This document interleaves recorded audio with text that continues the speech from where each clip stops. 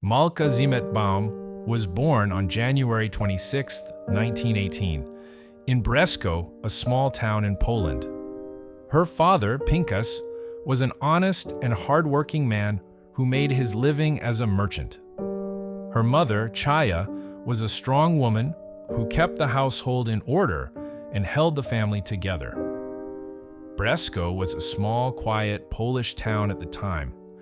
However, across Europe, hatred and discrimination toward Jewish people were growing stronger by the day, making life increasingly difficult for Jewish families.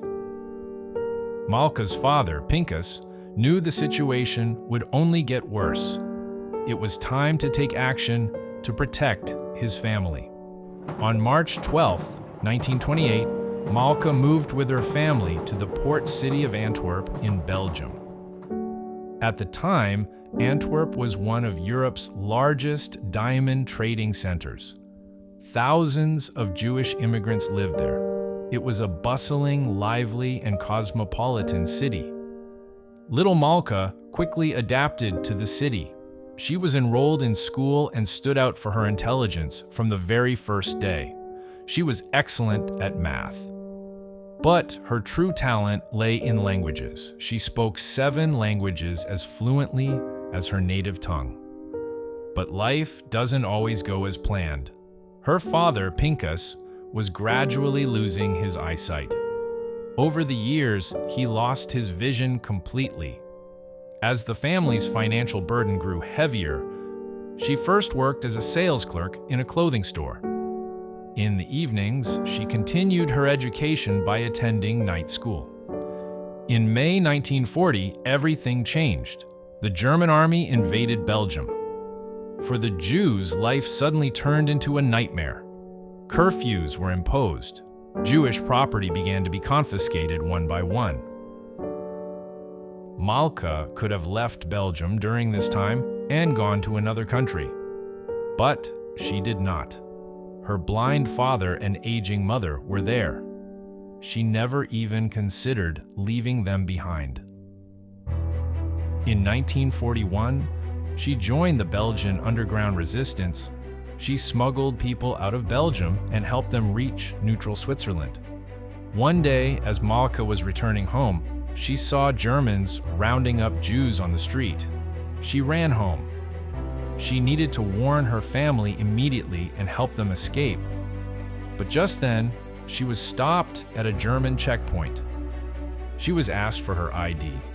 It was discovered she was Jewish, and she was arrested on the spot. On September 15, 1942, Malka was forced onto a train. The car was stuffy, dark, and packed to the brim. She didn't know where they were taking her or what had happened to her family. On the morning of 1942, the train arrived at the Auschwitz concentration camp. And after a brief medical examination, the people were divided into 2 groups. Those on the right were taken to the gas chambers that very day and exterminated. The group on the left, which included Malka, was taken to the camp. As soon as she entered the camp, a number was tattooed on her wrist. From that day on, her name was 19880, and she was taken to a cold, damp barracks where dozens of people lay piled on top of one another. Hunger, exhaustion, and the cold were wearing her down a little more each day. After a while, she began to wait for death, because that was the only way to escape this camp. Just as her hope was running out, Malka's linguistic talent was noticed. The SS officers immediately recognized this and appointed her as an interpreter. This role granted her a freedom that other prisoners could only dream of. She was able to move freely between the barracks and even between the women's and men's camps. Most prisoners used this privilege merely to survive, but Malka used it to save others. By altering the work rosters, she exempted the weak and sick from hard labor. She swapped the numbers of women destined for the gas chambers with those of prisoners who had already died, and she secretly delivered letters from families to the prisoners. Every step she took put her own life at risk. In a letter she wrote to her family during those days, Malka wrote the following: My beloved sister, my life here is a little more bearable compared to others. I have a good job, I dress better, and I receive better care when I get sick. But believe me, I don't use any of this for myself. I try to feed the hungry, protect the weak, and give hope to those who have lost it. Every day I walk a fine line, on one hand, earning the trust of the powerful, while on the other, quietly standing up to them. I've chosen to remain quiet and calm amidst those who shout and strike. I speak softly, like a lady. Perhaps that is what keeps me standing. Tell me, where are our dear parents? Why aren't they writing? With all my love and kisses, I eagerly await your reply. In June 1944, a new group was brought to the camp. Among them was a young Polish man. His name was Edward Galiński.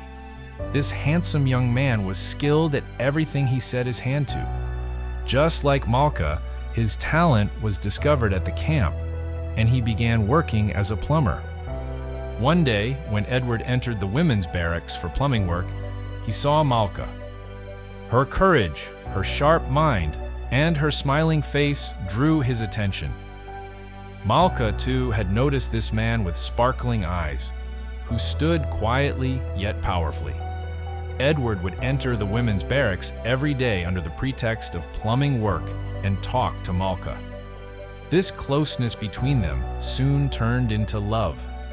They were now meeting in secret, sharing their life stories with one another. To utter those words in Auschwitz required courage in and of itself. Here, love meant death. In May 1944, Malka mentioned an escape plan.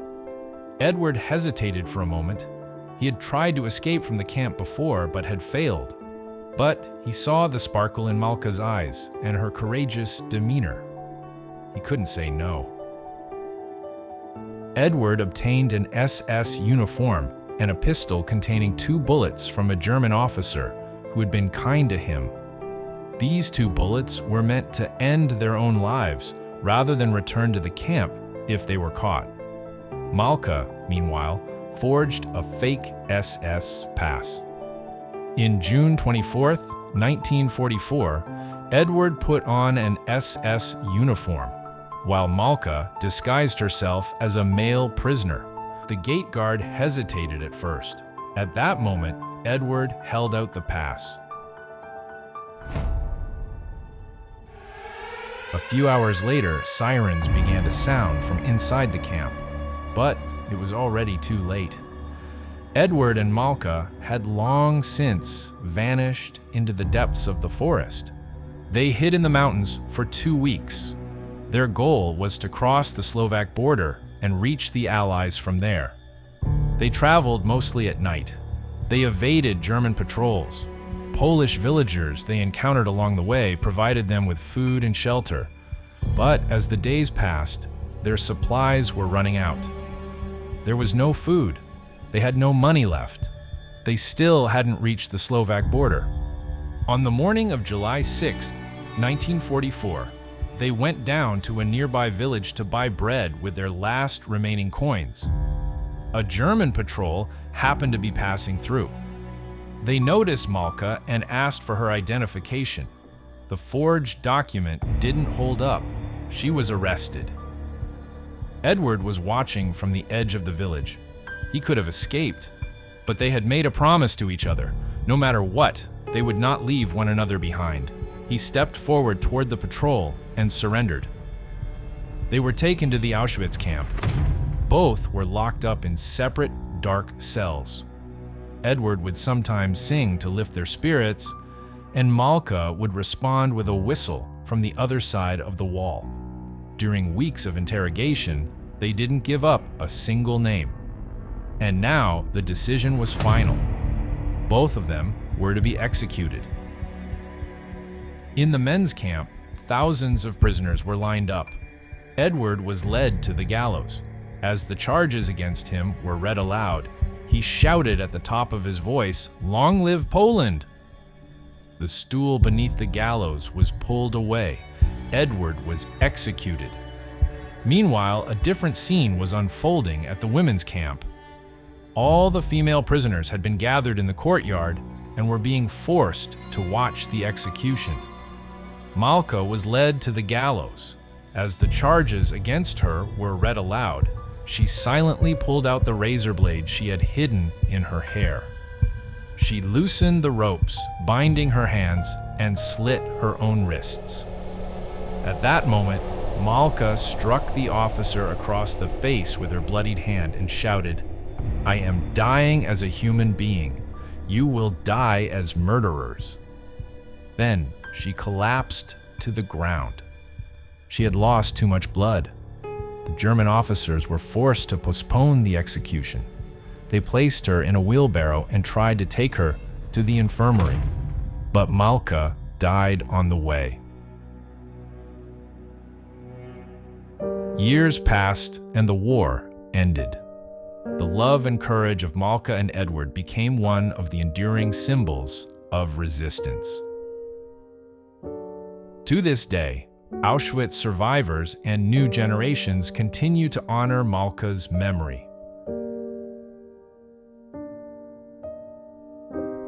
On the wall of the building in Antwerp, Belgium, where her family once lived, a commemorative plaque has been installed.